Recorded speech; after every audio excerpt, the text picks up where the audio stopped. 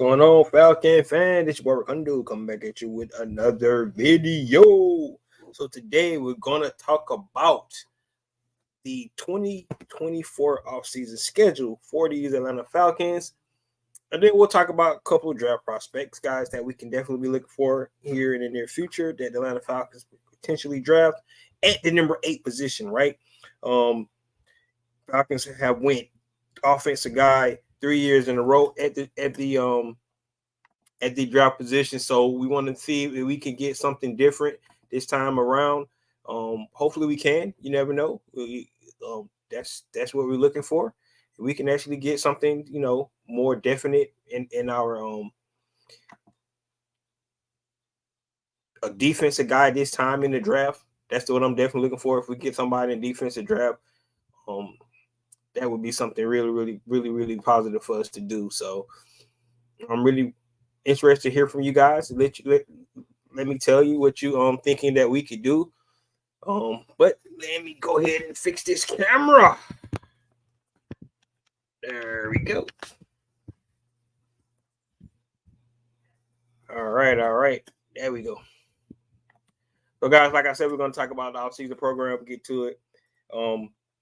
Then we're going to talk about that number 8 position. The number 8 position is really dependent on, definitely, if the Atlanta Falcons decide to go with the quarterback, right? Because that could change a lot of things. They decide to move up in the draft for a quarterback, whatever. But if they decide to stay pat, right, because they have decided on that quarterback position, my opinion, they should definitely go defensive, and we're going to talk about that. So, guys, today, if you have not already, go ahead and please subscribe to the channel. Please hit that notification bell so you know when I drop another video.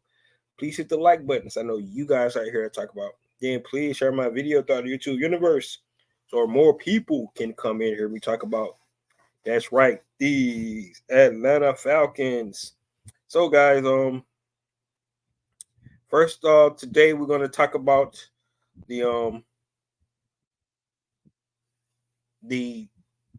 we actually heard from the coordinators today, so that's a good thing. We actually heard from our offense, defense, and our special team coordinator, things they had to say, and I can tell you, from first impression, from what I thought. I'm gonna start with, of course, Jimmy Lake first, our defense coordinator, because that's who we heard from. I was impressed what he was talking about. A lot of time when these guys, give these buzzwords, of course, like physical and things like that, kind of give you the Dan Quinn vibe and things like that to look at. But at the end of the day, physicality is part of the game, so you're always going to hear that. What I did like what he talked about was that, we was going to be a base 3-4 defense. So actually, I think that fits more into some of the guys that, we drafted back 2 years ago, like Armor Ebiketie, like a D'Angelo Malone. Going back to that scheme base, those guys probably could fit better because they was, drafted keeping in mind with a guy like Dean Pease, that first season, having a guy like Armor Ebiketie be a guy that coming off the edge, in a more 3-4 kind of scheme. D'Angelo Malone, another guy that can fit that. Kind of give you an idea what kind of guys they probably be looking for in the draft, in the free agency as well, with that base. But they did say he was going to be multiple, and I like that because you don't want to get, too stickler into a certain defense when you're playing so many different offenses. So that's one thing I like what Jim Lake had to say. It's going to be multiple, but the base probably going to be a 3-4. He said he was really impressed with our defensive backfield. That's one of the reasons Jerry Gray's back. I'm happy for that as well. So those are some of the things we definitely, gotta take from Jimmy Lake. Of course, it's not a whole lot. These guys haven't really had a chance to look at the entire roster yet to get a real, good grasp on who's here, on the team, how they're gonna be able to build this defense up. It was asked about Calais Campbell, but like I said, that Calais Campbell is a free agent. So first of all, they got to look at the guys that's, on the current contract and see, what the needs are and things like that. And then you'll get into your free agency once that time comes. So I love what I heard from Jimmy Lake first impression, right? We have to see when it, based off the pieces we get and see how this thing all comes together. And, OTAs, training camp, mini camp, all those things. And then in the preseason, we get a good look at how this defense is going to shape out. One thing we do want to see from the defense is progression. We want to see it going to, up. We don't want to see it go down because we did play so well this past season. We don't want to take a step back. So that's what I would like to see from our defense. Jimmy Lake showed a lot of passion, almost like Raheem Morris. I think the staff that Raheem Morris put together is going to do really well together. So first impression from Jimmy Lake, I like what I heard from him. The same thing from we heard from Zach Robinson, a guy that's first time calling plays. So he's got to hit the ground running. Of course, he didn't want to solidify his scheme per se, which is a good thing because you want to fit your scheme around your players, right? One thing Raheem Morris talked about was being able to get the guys that's on the roster to do the things that they do well. You want to build your team, your how you're going to play football around your players, your best players, right? So guys like a Bijan Robinson, guys like a Kyle Pitts, like a Drake London, right? You want to be able to build your scheme around that, which are how your offensive linemen, what they're really good at, good run team. So you definitely probably is going to play out the run. Everything should be played out the run. So that's one good thing that I did like to to hear from Zach Robinson. I keep saying Zach Robinson. So that's what it is. So you love to see it. One other thing that I definitely like, he talked about going down the roster just like Jimmy Lake did. The roster is very important. That's one of the things you got to do. You got to be able to go throughout the roster, right? So that's a good thing. All right. Of course, we heard from Marquise Williams, but he's been here so a while. He loved the new coaching staff, Raheem Morris, being able to come up with certain things like who's going to be back, who's going to fit well, that can complement the offensive side and defensive side of the ball. So when those guys get into those conversations, he's going to be instrumental in that because special team plays an important role in that as well. So guys, that's what all I got to say about our coordinators.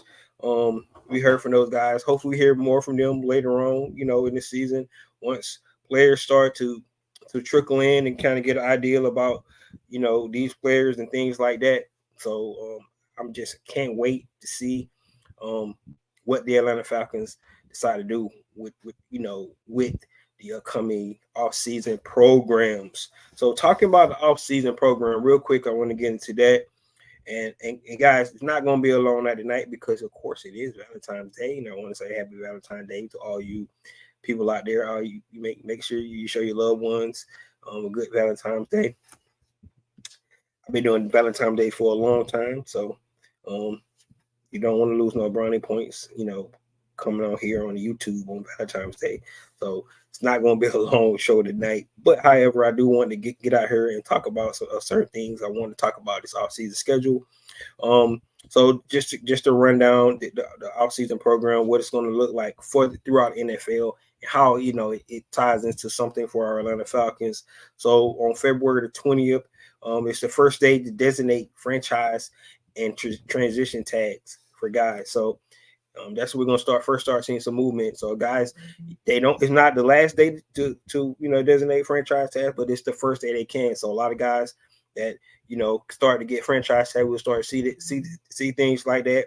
A special guy like T. Higgins, will he get franchise tag, right? That's one of the guys that's probably been on somebody's radar, and Mike Evans is another guy. So some of these guys that you definitely can see that could potentially be guys that's going to be franchise tag type guys that's out there.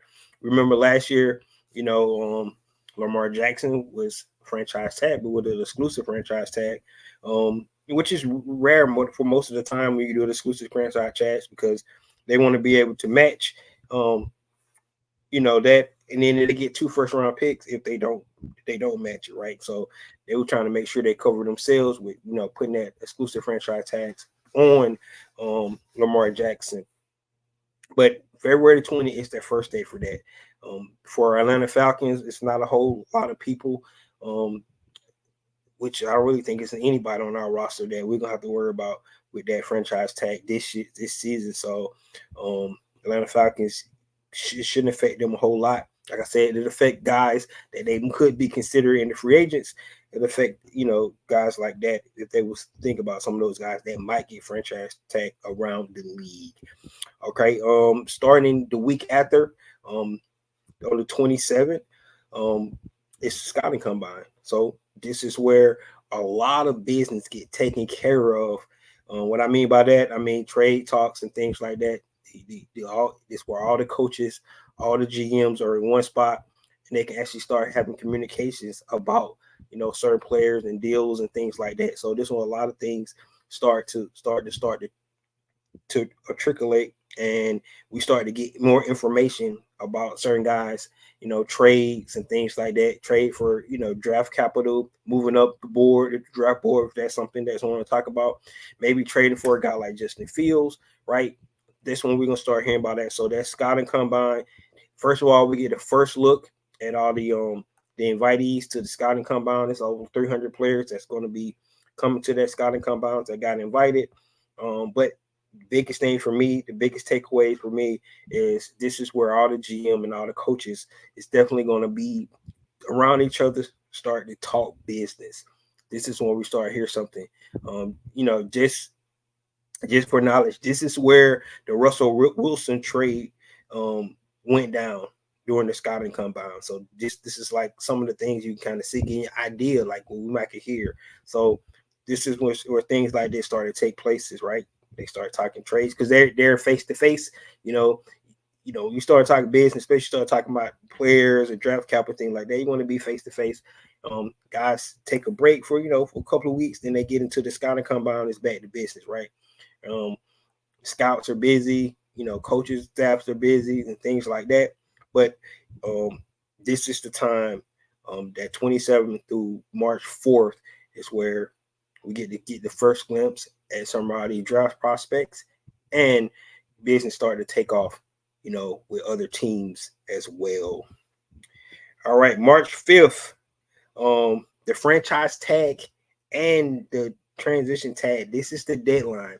So like I said, February 20th is the first day they're able to actually franchise tag a guy. But March 5th, if they're going to do it, they have to be able to do it by this date, right? So if a guy like T. Higgins is not franchise tag by March 5th at 4 p.m. Eastern time, right, he will be a free agent outright, unrestricted free agent. So that's some of the things you got to look out. So February 20th, they can actually go ahead and franchise tag guys. March 5th, they got to make the decision in that, and if they don't do it, and some guys go to that 4 o'clock moment before they go ahead and franchise tag guys, because like I said, the week prior to that, like I said, that 27th through the 4th, maybe they might try to do a trade or something like that. You never know. So this is, or they try to get deals done, right, with their players before they have to put a franchise tag on them. Because remember, you do that franchise tag, you lock up that until that deal get done, right? So it'd be kind of hard for you to sign other guys, at the same time. So that's why that March 5th deadline is really, really big. But like I said, February 27th through the 4th, the scouting combine. March 5th is that deadline for the franchise tag. What's going on, Brian Peoples? EQ says, I believe that the Falcons should sign AJ and Jeff Okudah to learn term. Both are good cornerbacks, but we need another strong safety, draft offenses, draft and sign defensive veterans, and that's ticket, baby. So it seems like EQ already got it all, playing out what they need to do. I do agree with you about AJ. This is also a time where Atlanta Falcons really need to be talking AJ contract, because he is going his 5th year. So hopefully they get that deal done sometime this offseason. That will be good. Like you said, Jeff Okudah, Now the market value they had on Jeff Okudah is about $14 million. I think that's kind of too high. So if they can get in for a team friendly deal, bring him back. Yes, bring Jeff Okudah back because you're right, he did play well. Bring him AJ. You have two solid cornerbacks on the outside. Strong safety. I also agree with your statement with that. I thought Richard Grant underperformed, especially in coverage. So we have to do upgrade there. Now, I don't want to discount what DeMarco Hellams did because he did come in. He started to play really well, but he's a young guy. Now it depends on the how much confidence that this coaching staff have in DeMarco Hellams because he is going from year 1 to year 2. A lot of guys have big jumps from that, but I don't want to put a lot of stock in that because he was a 7th-round pick, which don't really mean nothing. Once you're in NFL, you're in NFL. But if they can go get one of those veteran safeties that I talked about the other night, guys like a Buda Baker, or Antoine Whitfield Jr. probably be outpriced for us, somebody like that, or Michael Hyde, who we probably can get on the cheap, right? Because of his injuries and things like that. If he come back full bill of health, a good guy that we could definitely. So I like the idea what you're talking about. Solidifying that secondary with AJ and Okudah and getting another strong safety. So you are 100% correct on that. All right, guys, we're going to go ahead into March 11th through March 13th, right? This is the next big time frame. This is where negotiating periods for a pending unrestricted free agent. So this is where they can actually start to conversate with unrestricted free agents, right? This is the big time of the year where you start to go ahead and get those deals, the relationship, things like that. Guys want to come talk, try to figure out where they want to go. Guys trying to get paid and trying to get good things like that. So that's what you're looking for. 100% what you're looking for. 11 through the 13th start negotiating periods. It's kind of weird because what they saying they already came up with a deal, but they can't sign it. But all the information started coming out. This player is pending to sign with this player. So on and so forth. So that's a big deal. 11 through the 13th. Atlanta Falcons right now, according to over the cap, they have about $25 million in salary cap. Now they definitely could add to that if they so choose to, by cutting some players. So they can get that number up. Now, if you're looking at the top 51 players, they go up to $29 million. And really, when you're looking at the salary cap, you can have the top 51. That will be your salary cap. So that puts you at $29 million. But the Atlanta Falcons can definitely, add to their cap if they want to. One, we talked about AJ Terrell. They was to, go ahead and sign him to a new deal. That would probably loosen up some cap for this 2024 season to be able to bring in somebody else. So that's some of the things you got to look at. So that 11 through the 13th March date is real big for this Atlanta Falcon team as well, and they can start looking at unrestricted free agents. March 14th, the free agent deals can be signed. Trades can be official, so they can start making trades way back there. But trades can start being official because this is the new league year, right? June 1 cuts designated, and deadline for qualifying offer for restricted free agents. This all happens because it's the new league year, guys. So I want you guys all to remember this. This is new league year. This is also the time where all teams that's over the cap need to make sure that their cap they have got under the cap by then. So if you go out and look at a lot of teams that's over the cap, it's teams, especially the Aints in our division, they're way over the cap. So they're gonna have to make some decisions with some of their veteran players on their team, right? Also, you look at what Tampa Bay Buccaneers, they got a lot of unrestricted free agents, so they got to make decisions on that. Of course, Baker Mayfield, Mike Evans, their linebacker, right?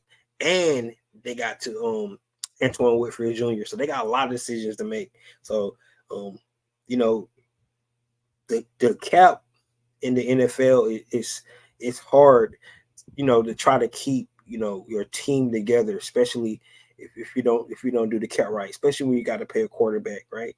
That's why you try to win as much as you can, and build your team around before you have to pay that quarterback. Because once you have to pay that quarterback, you're pretty much going to be, screw yourself out of a lot of things, going forward.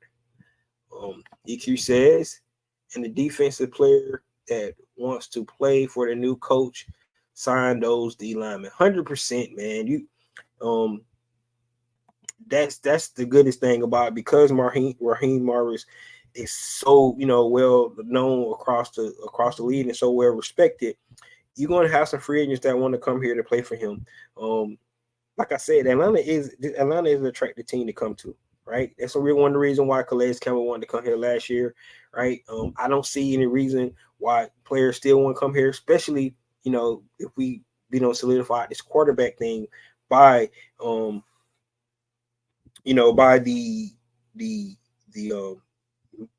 free agency period start, right? So like a trade or something, right? Trades can be finalized by then, but if we know who our quarterback gonna be, and that would have to be via trade probably, or even free agency. That would definitely be one of the things that we'll definitely have to look at. So that's one of the things that the Atlanta Falcons can look at 100%, trying to utilize relationships. Relationship is big, not just in sports, but in all walks of life, man. You heard the old saying, it's not what you know, it's who you know, right? So Raheem Morris got a lot of respect around the league. Free agents want to come in and play for him, right? We can use that, right?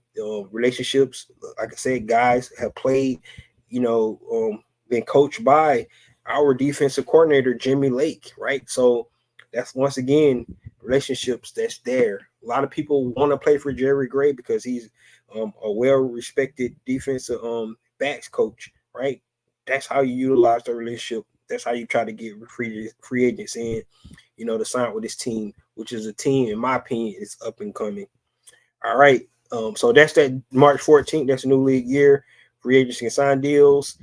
Trades are official. And then you can designate your June 1 cuts, right? So that's a lot of teams going to have to do that. April 1st. April 1st, guys. April 1st is when the new head coaches, so it's what, 7 new head coaches this year, they can start an offseason program. So, of course, new coaches, get a jump start because, they bringing in a new, regime, new culture, things like that. So they get a head start on the season, and they can start an off-season program on April 1st, right? So that's a good thing. So our Atlanta Falcons can start their off-season program on April 1st, which is awesome. Still a couple months away, but, we'll start seeing that April 1st. April 15th, that's when the remaining of the teams can come in. So the Atlanta Falcons get about a 14, day jump start on the rest of the league, along with the other 6 teams out there that hire new coaches as well to get the off-season program off to the way. Jack Black said maybe we get a free agent pass rusher. Now, if you go back to the trends of what Terry Fontenot has done, since he's been here, now you have to kind of take the first 2 seasons with a grain of salt because we didn't have funds and things like that. But if you just look at what he did last year in free agency, we went and filled a lot of our holes in free agency, right? Of course, we had more cap space, at the time, but at the same time, you fill in a lot of holes in free agency. So I agree with you 100%. Jay Black, they definitely could consider getting that pass rusher in the in free agency, and talking about some of those guys yesterday. On Monday when I talked about some edge guys, Carl Lawson, Randy Gregory, Zadarius Smith, Chase Young, Leonard Floyd, Josh Allen, Leonard Williams, Brian Burns. All these guys are guys potentially that the Atlanta Falcons can pursue, as a pass rusher, right? Like you heard what I said. You got to start looking at guys because Jimmy Lake said today in the press conference that it's going to be a base 3-4. So you got to start looking at that base and see what kind of guys can actually fit with this team based off that base 3-4 defense. All right. On May 2nd, it's the deadline for teams to pick up fifth-year options for the 2021 draft class. So this would apply to a guy like Kyle Pitts, right? So by May 2nd, the Atlanta Falcons will have to determine what they're going to pick up Kyle Pitts option, fifth-year option. I think they're going to do that. I don't think there's any question about that, about picking up Kyle's fifth-year option. So I'm anticipating to do that before the May 2nd deadline, but they have to have that done by May 2nd. If not, Kyle Pitts will be his last season as the Atlanta Falcons, and he will be an unrestricted free agent next season. So I don't anticipate that happening. I anticipate the Atlanta Falcons actually go ahead and picking up Kyle Pitts' fifth-year option. May 3rd through the 6th, teams can stage rookie mini camps, right? So this is right after the draft. Of course, draft class goes in end of April, right? So this 3rd through the 6th, all those rookies come in and go through rookie mini camp, right? So this when they introduce all these guys to the league, get them acclimated to the new program and whatever team they're going to. And then, just like we've seen many, many times before, also May and June, teams can stage OTAs. We already knew that. And they do mandatory mini camps starting probably, in June timeframe. So they start to do the mandatory mini camps. So that's where you start to see everybody starting to come in. The team started to come together. So those rookies are there early May. Then you start to see the team coming together May, June timeframe. You get the mandatory mini camp where players have to be there.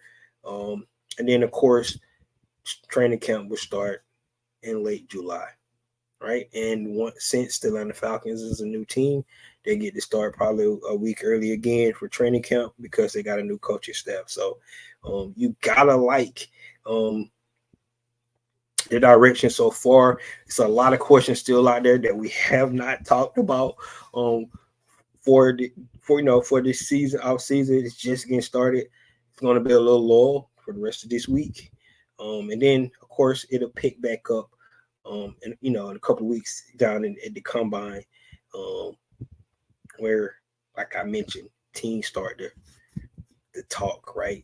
GMs, coaches start to have discussions about moving up and down draft boards, maybe trades. You never know. Maybe we start to get some signs of what the Chicago Bears going to do at number 1. We get an idea of what the Denver Broncos going to do with Russell Wilson, because remember, by the new league year, they got to make a decision on that. So it's certain things that we're going to start to happen, which would affect teams around the league. Some of these teams could affect Atlanta Falcons, right? So depending on what Chicago decide to do, definitely if the Atlanta Falcons are interested in a guy like Justin Fields, that would be, something pertinent to them.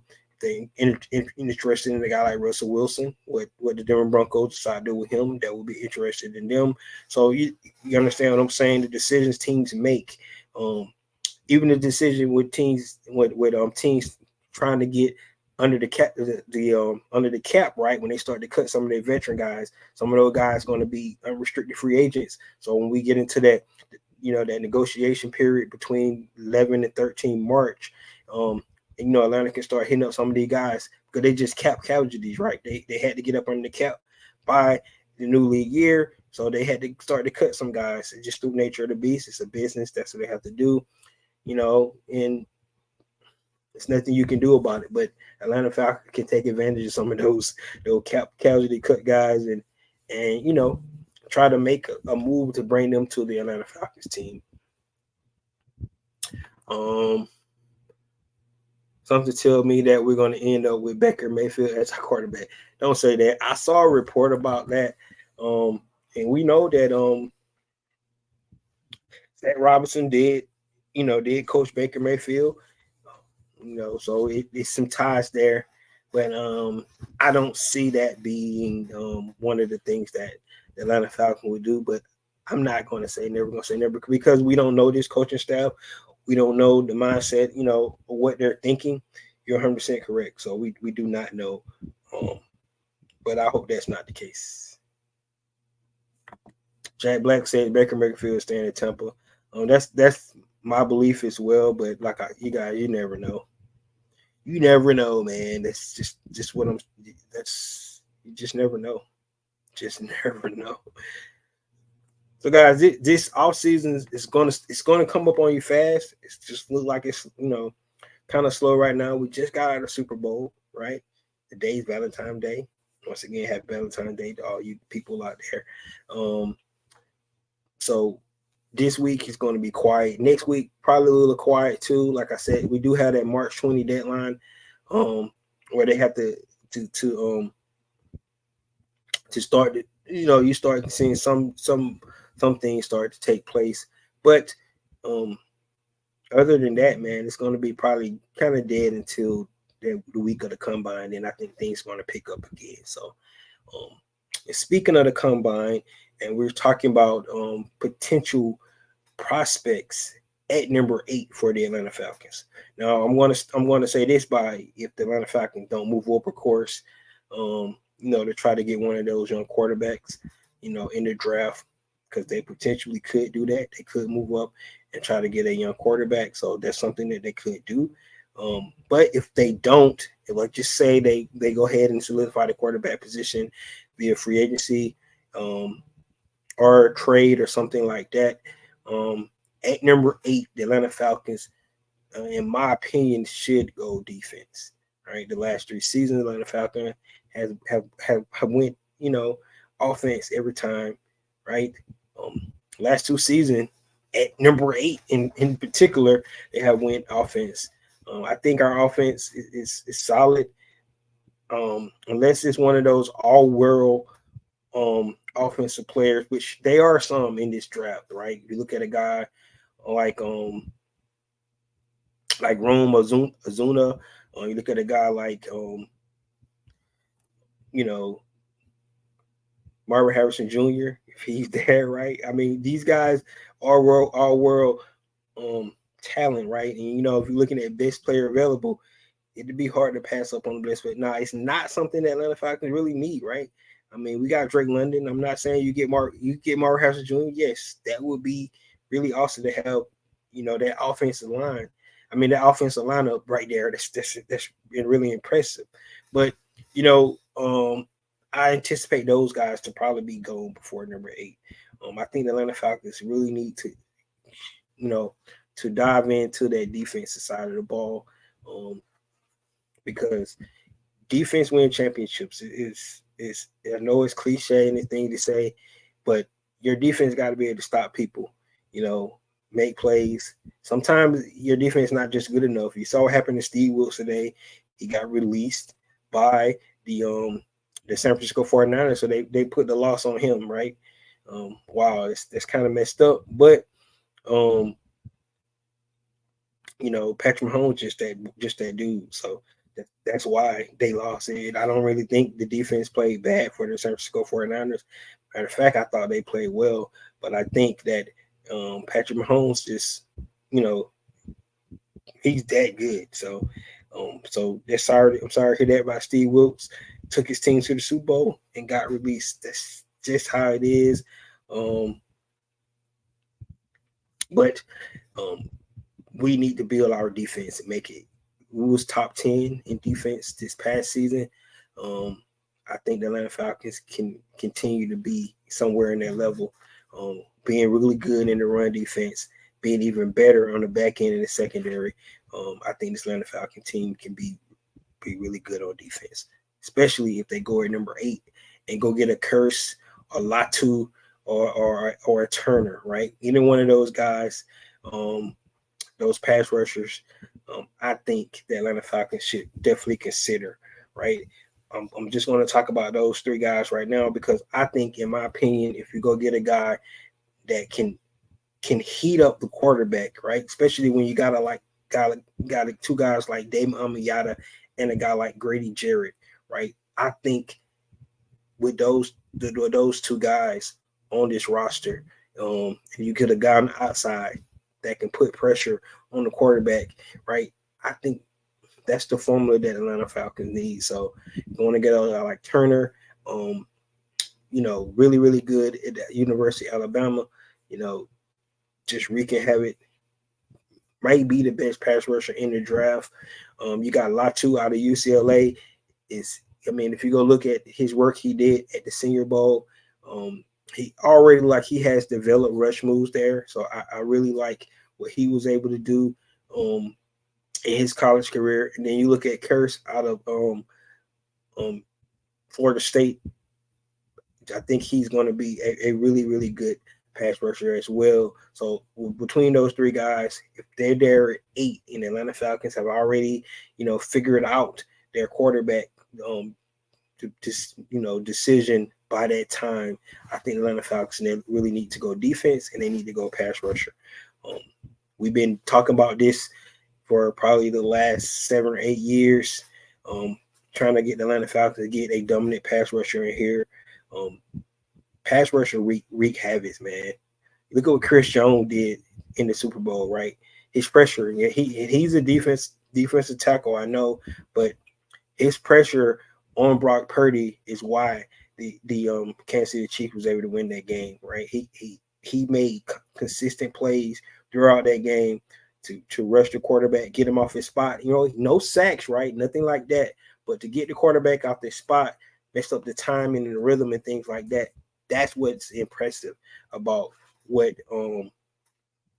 Chris Jones was able to do, and that's what I'm talking about. We need to get dominant guys. I think Grady Jarrett and Dave Mamiata is going to be solid in the middle, but if you can create some pressure on the outside, who knows? Arm Educated could be, that guy that's going to take that jump from year 2 to year 3 and really start to flash and be dominant. They might be the defense that he was meant to play in this 3-4 defense. He got his feet wet a little bit, with Dean Pease here, but going back to this style defense for Arm Educated could be right up what he needs. So that's some of the thing to think about. But for me, the Atlanta Falcons stays padded 8 because they have decided what they're going to do at the quarterback position. And I'm going to keep saying this because that's the most important position. They got to figure out that quarterback position, right? So if they figure that out and they're going to stay pat at 8, they need to go out and get a defensive players. And those three guys for me are the guys that I would be targeting at number 8. Like I said, it's going to be some talented offensive guys out there, but at this point in time, the Atlanta Falcons do not need to be thinking about things like that. They need to go solidify that defense. I think we already got great players on offense. We need to make sure we utilize them this year more than we did, the last year, definitely. But defense is where Atlanta Falcons need to go. So I'll be interested you guys think about that. Nathan Floyd said, Turner verse, just what I just said. Rome Meduze, I just talked about him as well. That guy's electric, man. Like I said, he probably going to go in the top 10, man. Him and Marvin Harrison Jr., both of those guys. Now, I can tell you, I won't be upset if they go get Rome Meduze, something like that, but it'll be like, come on, man. Like, how much offense you going to have, man? That would be my sentiment of that if they was to do that. I wouldn't be mad because the kid can play, but at some point we got to look at the other side of the ball and try to get dominant over there as well. Terry Arnold and Nate Wiggins at cornerback. Yeah, if they decide to go defensive backs, you're right, they could do that as well. I wouldn't have a problem with that, but if we go back to what EQ was saying earlier, if we can sign AJ Terrell and bring back Jeff Okudah on a team-friendly deal, I think our cornerbacks would be solidified. I love the way Clark Phillips played this offseason. Now, Mike Hughes has another year on his contract. So if they don't decide to let him go, he's a guy that can be come back as well. So I like our our defensive backfield, especially if they decide to bring some of these guys back. But I wouldn't be against bringing in two solid cornerbacks as well. One thing about the new NFL, you need to be able to play good pass defense, and that's definitely go. You look at what Jadarius Sneed was able to do, along with his running mate and McDuffie. Right, both of those guys was able to do from a defensive back standpoint. That's what we're talking about when we're talking about good defensive backfield play. You marry that with a good defensive front seven, your linebackers and your defensive front.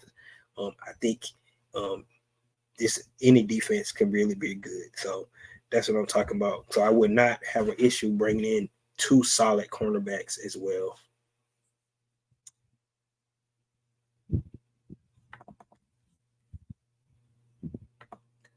So guys, that's where I'm at today. Like I said, it was going to be a quick video.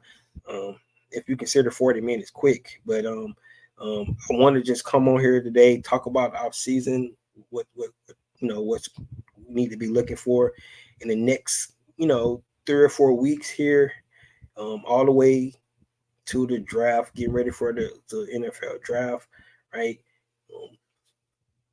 Hopefully by the draft, the Atlanta Falcons have answered a lot of our questions, with free agency and things like that. So hopefully by then we have a lot of questions answered by free agency and trade, whatever they're gonna do before the NFL draft. So that's one of the things I'm definitely looking for. And like I guys said, please like, subscribe to my channel. Definitely be back. We're gonna start going in detail of some sleeper draft candidates that's out there. The Atlanta Falcons can definitely be looking at. I can be honest with you, because the Atlanta Falcons don't know their plan at quarterback, it kind of thrown me off a little bit because, just say if they have to move up in the draft, what kind of draft capital are they going to have, to pick and things like that. It's just so many variables out there because we don't know what they're going to do at that position. Because if they we all know if they don't figure that out, the season is not going to be, a fun season again, in my opinion. So they need to figure that out first. So guys, that's all I had today. Thank you guys for coming in on Valentine's Day, kicking it with your boy. Don't get in trouble. Go ahead and celebrate, the remainder of Valentine's Day with your significant other. I've been doing it for years, guys. So it's still early, so I can go, do the husbandly duty and do Valentine's Day. So that's all I have. This is your boy Ricondo coming back at you with another video. Peace.